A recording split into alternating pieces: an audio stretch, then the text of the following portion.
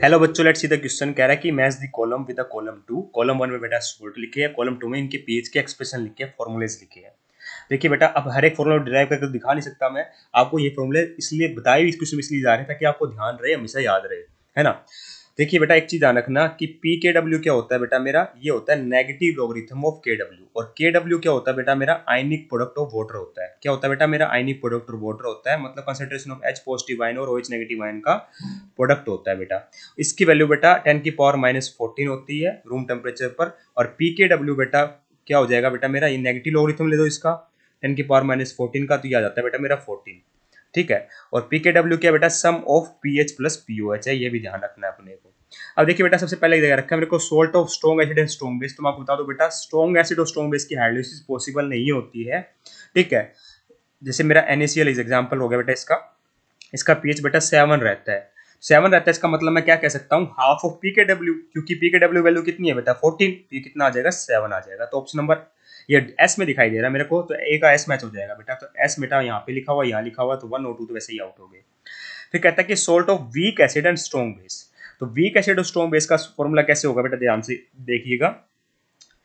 क्या करना है बेटा, मेरे को वीक एसिड है और स्ट्रॉन्ग बेस है, तो इसका मतलब सोल्ट कैसे दिखेगा मेरे का, ये वीक एसिड का पार्ट हो गया CH3CO, और ये स्ट्रॉन्ग बेस का पास हो गया मेरा CH3CONA हो गया बेटा ना। ये हो गया बेटा मेरा CH3NA, है ना।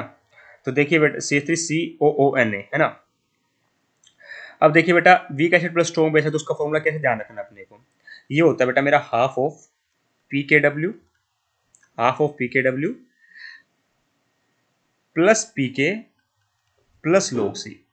तो यहाँ पे बेटा ध्यान कैसे रखोगे आप, सी तो होती है बेटा पूरे सोल्ट की कंसंट्रेशन। पी के क्यों आया बेटा, जो वीक एसिड होता है बेटा उसका तो हमारा उसका तो आयनेशन होगा। ठीक है, जो स्ट्रॉन्ग पार्ट होगा उसको तो आयनेशन हो ही नहीं सकता बेटा। तो यहाँ पे बेटा वीक पार्ट कौन सा है, वीक एसिड है।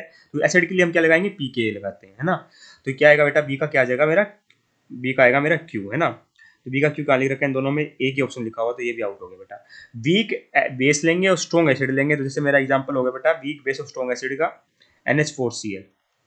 ठीक है, तो बीग बेस पार्ट का उठ गया बेटा NH4OH, Cl पार्ट आ गया बेटा मेरा HCl से। तो यहाँ पे बेटा बीग पार्ट मतलब क्या आएगा, मेरा ध्यान रखने वाली बात क्या है, पीके भी आएगा एक्सप्रेशन के अंदर, ये ध्यान रखना, है ना। तो फॉर्मूला क्या बन जाएगा बेटा, मेरा फॉर्मूला बन जाएगा हाफ ऑफ पी के डब्ल्यू, ठीक है, माइनस पी के भी आ जाएगा, ठीक है, प्लस लो माइनस लो सी। बस इतना ही तो ध्यान रखना बेटा।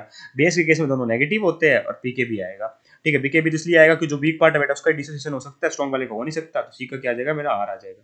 वीक एसिड और वीक बेस दोनों हो तो बेटा कंसंट्रेशन पर डिपेंड नहीं करती पीएच, डायरेक्ट लिख सकते हो हाफ ऑफ पी के डब्ल्यू प्लस पी के माइनस पी के भी, ध्यान रखना प्लस पी के माइनस पी के भी। ये तो बेटा अब एक्सप्रेशन है, आपको ध्यान ही रखने पड़ेंगे, अब डिराइव कराना भी इतना आसान नहीं था। ठीक है, तो डी का क्या आएगा बेटा मेरा, पी आएगा। तो आइए चेक करते हैं, option number 4 perfectly correct match कर रहा है।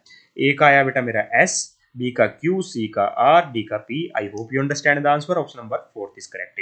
Thank you so much.